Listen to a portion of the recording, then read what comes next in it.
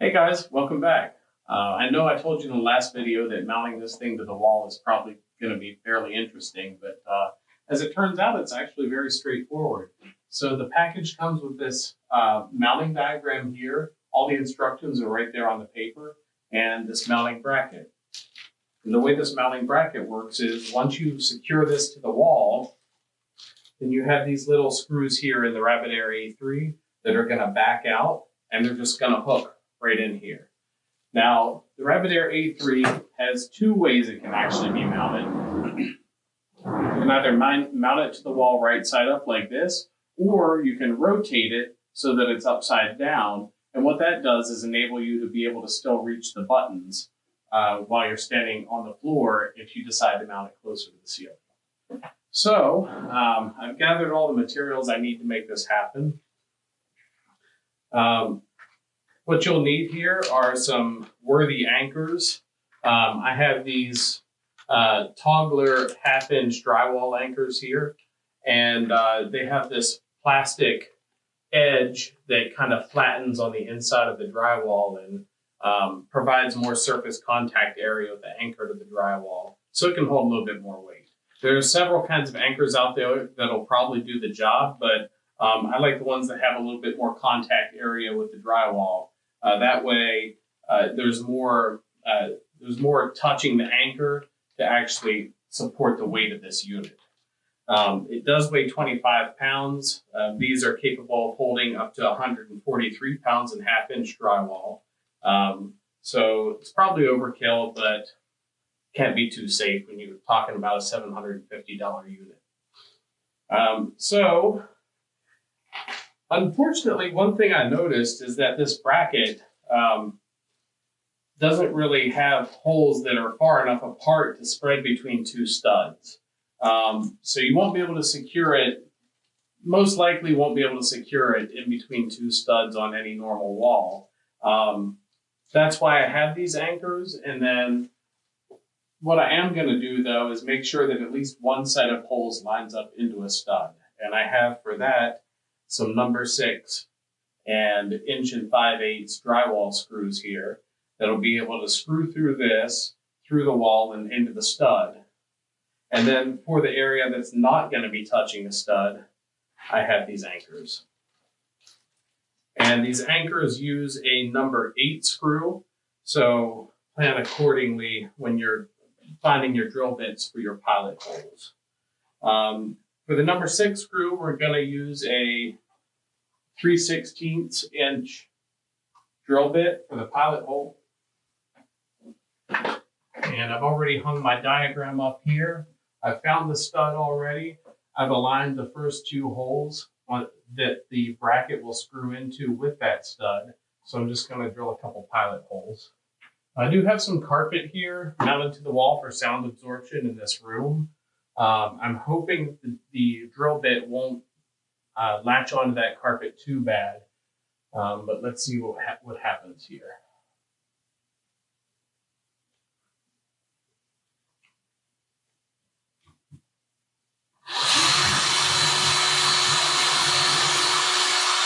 Perfect.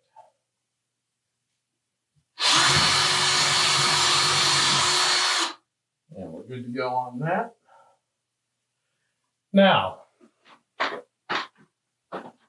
that those pilot holes are drilled, we're going to switch over to a 5/16 inch drill bit to drill the holes for our drywall anchors.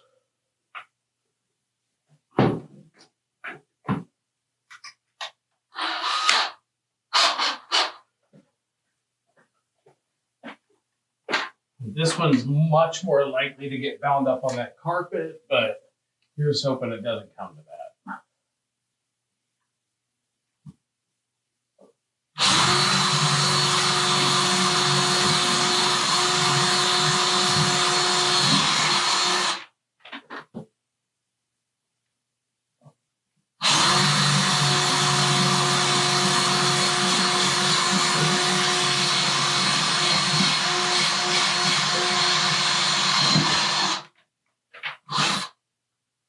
Seems like we're struggling a little, but I think we'll be okay.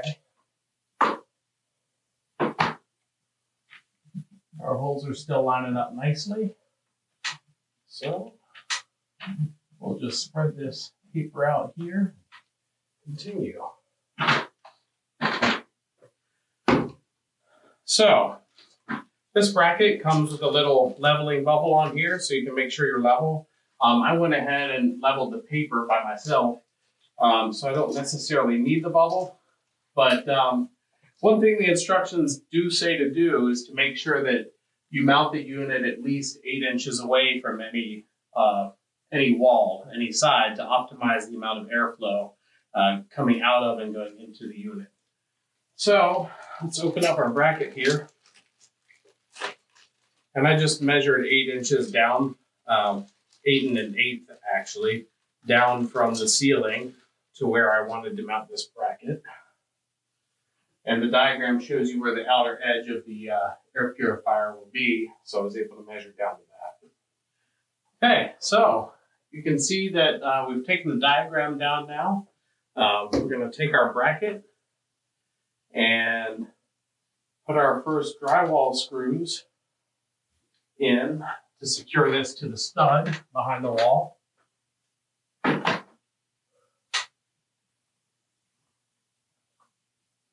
And the only reason I can see these pilot holes is because the drywall has left a bit of a mark in the carpet here, at least in one instance.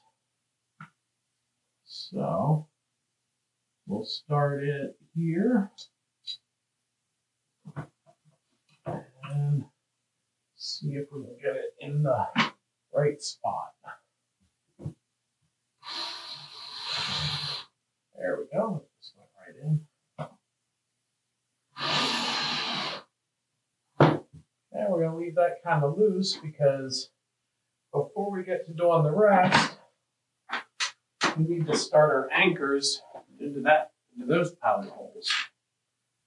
So the way these anchors work is you need to fold them in half by pushing the 2 edges forward and pushing the middle in toward the head. And it closes the jaws like that.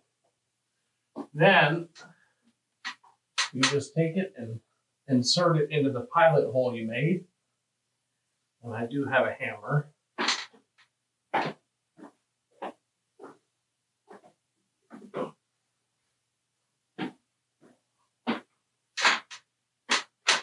That you can use the hammer to tap those right into your pilot holes.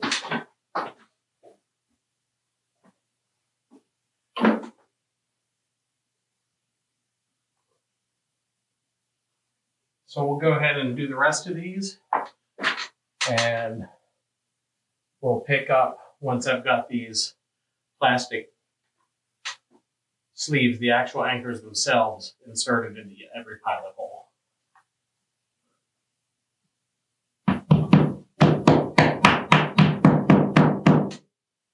All right, so you want your anchors flush with the wall here. You want the head to actually be flush with the drywall, because if not, when you try to insert the key to pop out the anchor, it's not going to quite reach the other side.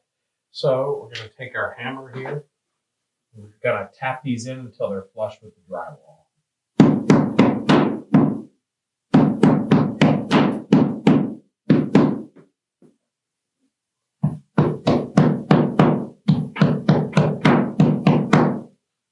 Okay, now that we've got all those flush, we're going to take our red key here that comes in the pack with the anchors. You insert it into the hole in the center of the anchor and push until you can pop out the anchor on the other side. Now, these can be a little stiff, and the packaging says not to use a hammer to get those in, but I think in certain cases it's necessary. Just be careful. You don't want to bend or snap your key. So we're just gonna tap until that pops out. And now this isn't going to go all the way flush with the anchor, only up until the shoulder here. You're going to have about a 1/4 inch sticking out after you finally pop the anchor.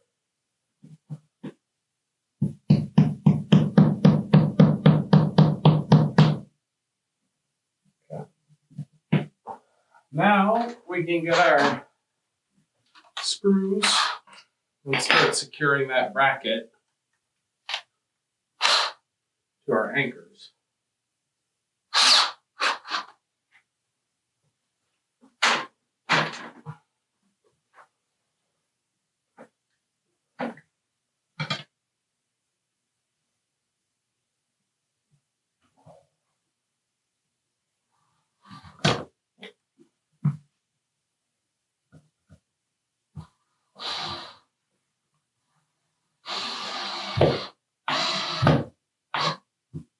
Go.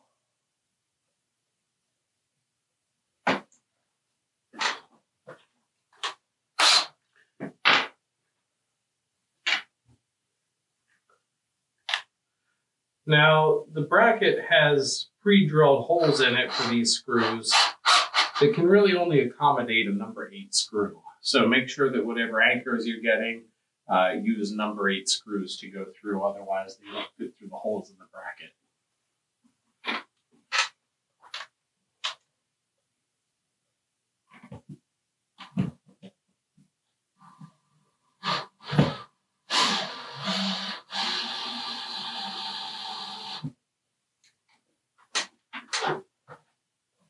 But we don't want too much pressure here, because we don't want to strip out the anchor.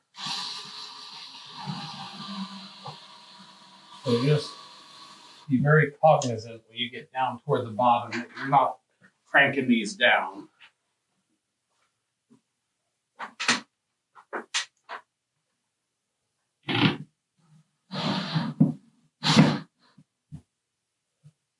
There we go.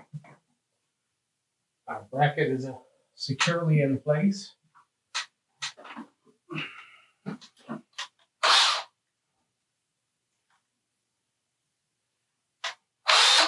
Now we want to switch over to the flathead bit and just very gently back out these 2 screws that we're going to be hanging from the bracket.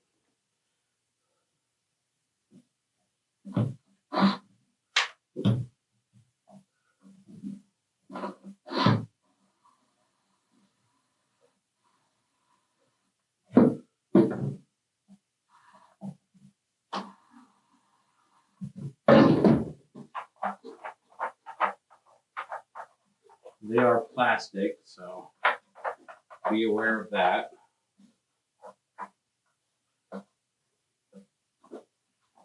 You just back them out till they stop. Okay. Get some things out of the way here.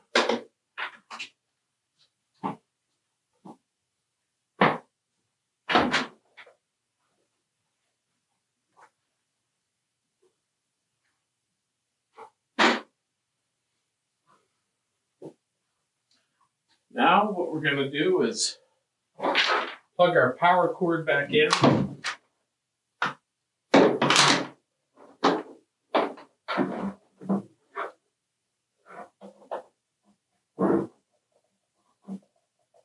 There we go. That way we don't have to mess with it once it's hanging from the bracket. And then we're just gonna pick it up, turn it upside down, because that's how we decided to mount it. Gonna line that up with the bracket and then slide those pegs down into place.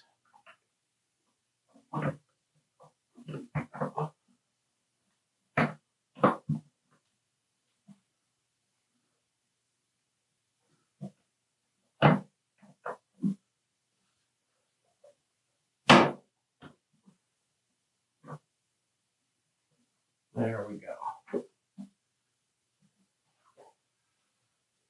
Now we can plug in our rabbit air.